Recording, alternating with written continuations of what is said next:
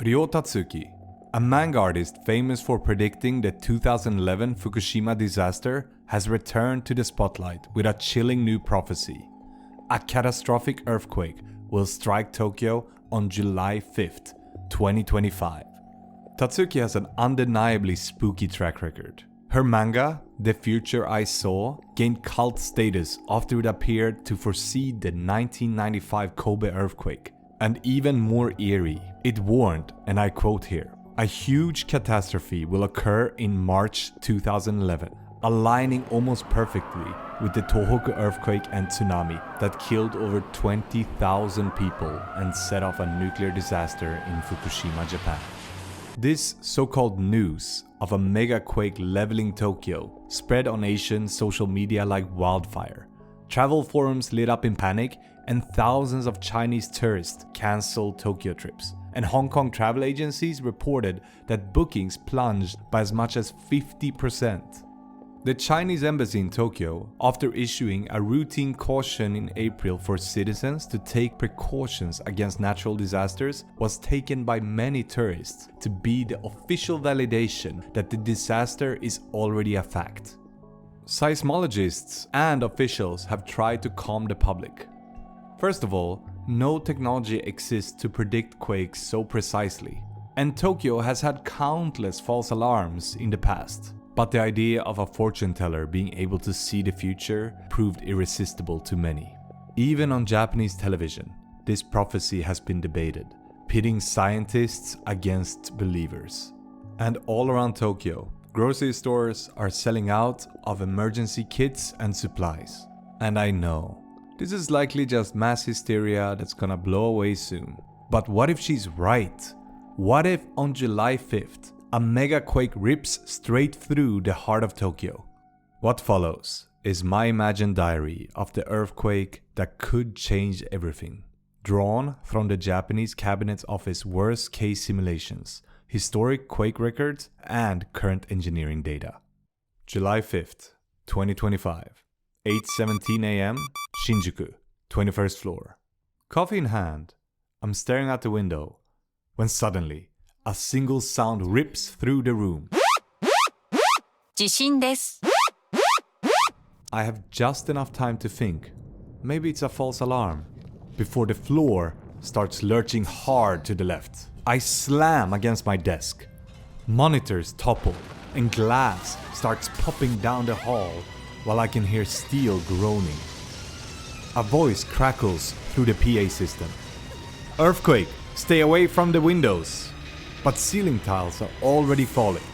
I dive under my desk, clamp both hands around its metal legs, and bite down on my lip to stay calm. 8:19 a.m. Instead of fading, the shaking builds. Lights suddenly blink out, and the only glow now comes from the exit signs. All the glass windows now look like spiderwebs after being crushed by the shaking of the earthquake. Through one cracked pane, I catch the skyline of Shinjuku.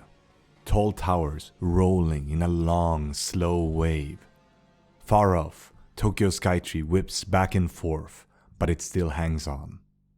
8:25 a.m. At last, the main shaking finally starts to ease. The office now looks like a bombed-out hallway.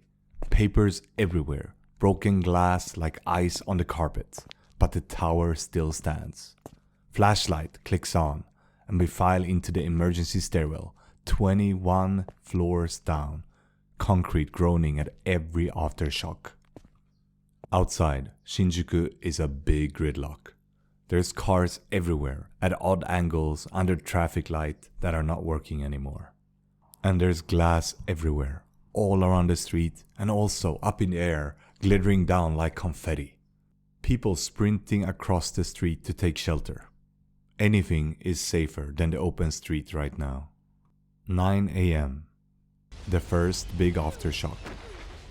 The street starts rippling once again, and fresh screams go up as everyone ducks. With trains frozen and roads cracked, walking is the only option to get anywhere. I start walking south, towards Ginza. No real plan, just moving. When I reach Omotesando, I see a city bus that rests on the sidewalk and passengers crawling out of broken windows. There's huge craters everywhere from the earthquake, and some are so big they could swallow entire cars. And the cell service is completely gone. And then, Shibuya Crossing. Usually neon signs and noise everywhere, but now there's only rubble, like a war zone with overturned cars everywhere. Station staff are in every corner, shouting through megaphones, steering the crowd away from all the damaged buildings. 10:15 a.m. Aoyama to Akasaka. I can see the skyline of the newest buildings in Tokyo, and it's almost like they haven't been touched by the earthquake, still standing tall. I see a side street of old wooden houses, and they're flattened. Neighbors spraying garden hoses at the small fires that have built up around them. I reach Ginza, and the Wako clock, the clock that symbolizes Ginza and the rebuilding of Japan, still stands. But one corner is missing, and the clock's hands are frozen at 8:19, exactly when the earthquake started. South of here, Tsukiji blocks burns unchecked. Fire engines can't squeeze through the twisted roads and all the cars, and it keeps on burning. Ginza is not safe. I push on. 11 a.m. Roppongi.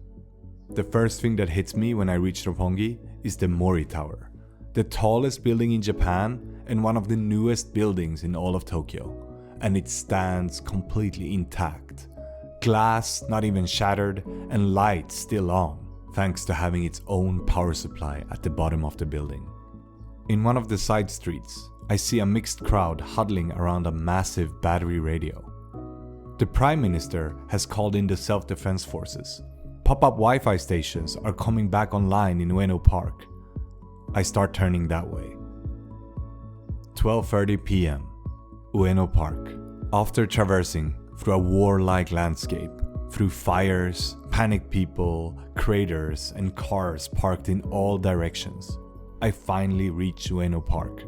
When I get there, I see thousands of people just standing in silence, watching black smoke climb over Sumida on the other side of the river.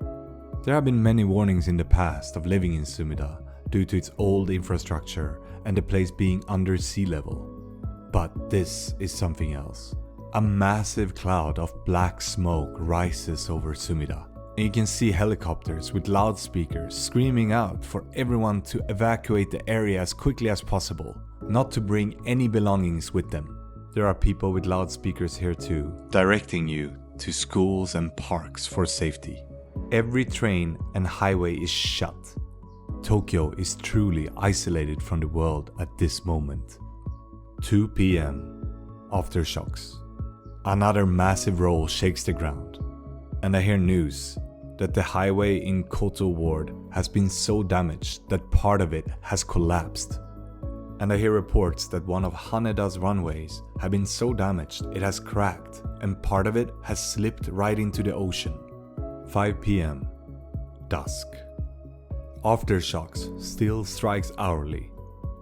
And from Ueno Park, I can see Tokyo Tower, and it still stands, but its top is bent. With the power out in the whole city, the only thing that glows is the sunset and the orange fires everywhere. 8 p.m. Night. Shelters are overflowing with people. Tokyo is a city of 15 million people, and another 4 million people coming in from neighboring communities for work, which makes the emergency infrastructure extremely strained right now. Rumors are everywhere. Some people say that Mount Fuji has erupted, and other people believe a tsunami is coming. For now, they're only rumors. Volunteers hand out warm tea cooked at the camp stoves, and rescue queues work by searchlights. Now and then, a distant cheers means that someone has been pulled out alive.